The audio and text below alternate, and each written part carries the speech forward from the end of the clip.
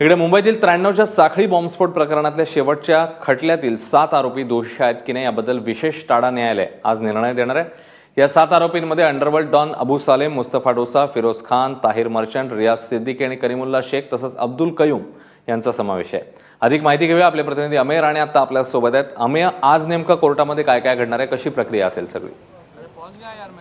अश्विन, 11 वाजण्याच्या सुमारास विशेष टाडा न्यायालयाची जी कारवाई आहे ती सुरू होईल आणि त्यानंतर जवळपास 24 वर्षांनी आज या खटल्याचा केस बी जी आहे त्यातला निकाल अपेक्षित आहे। यात अंडरवर्ल्ड डॉन अबू सालेम आणि मुस्तफा डोसा यांच्यासह अन्य 5 जणांवर या खटल्यात काय शिक्षा दिली जाते हे आपल्याला समजून येईल। माझ्यासोबत माझे सहकारी गणेश ठाकूर देखील आहेत। गणेश, नेमकी आज कोर्टाची कारवाई काय अपेक्षित आहे?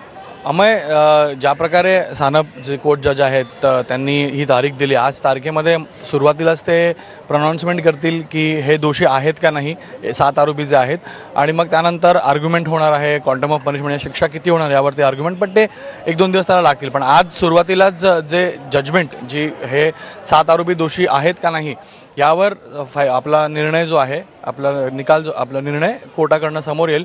आम्ही जसं आपण हे कोर्ट प्रोसिडिंग कव्हर करतो त्याच्यामध्ये पाहिलं की अबू सलेम आणि इतर 6 आरोपी जे आहेत, अबू सलेमला कॅपिटल पनिशमेंट होऊ शकत नाही अमय, कारण जी एक्स्ट्रॅडिशन ट्रीटी आहे त्यामध्ये त्याला कॅपिटल पनिशमेंट म्हणजे फाशी शिक्षा होऊ शकत नाही।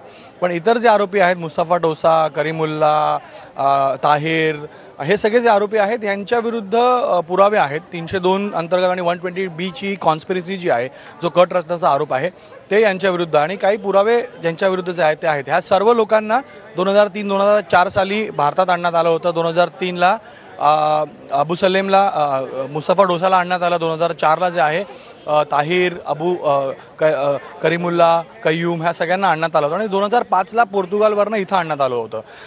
अमय, ज्या प्रकारे 14 वर्ष तो खटला चालला टाडा कोर्टामध्ये, आर्थर रोड जेलमध्ये, जर यांचाही खटला त्यामध्ये सुरू केला असता किंवा ह्याला त्याच्यामध्ये सुरू ठेवलं असतं इथं आरोपींसोबत, तर त्या निकालाला म्हणजे जे आधीचा निकाल त्याच्यावर अफेक्ट झाला असता, तर त्याला उशीर झाला असता।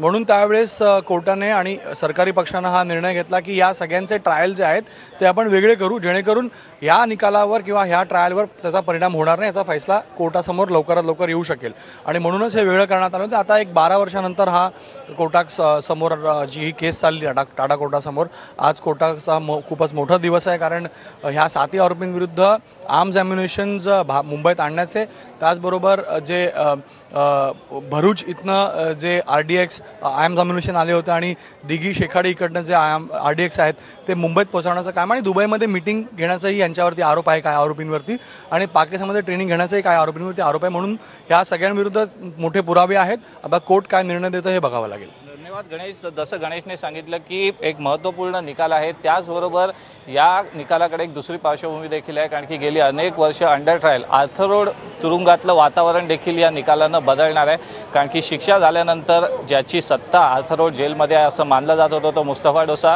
पुढील कारागृहाच्या त्याच्या शिक्षेसाठी त्याची रवानगी होईल। त्यामुळे अनेक अन्य कारणांनी हा आजचा जो निकाल आहे तो महत्त्वपूर्ण आहे।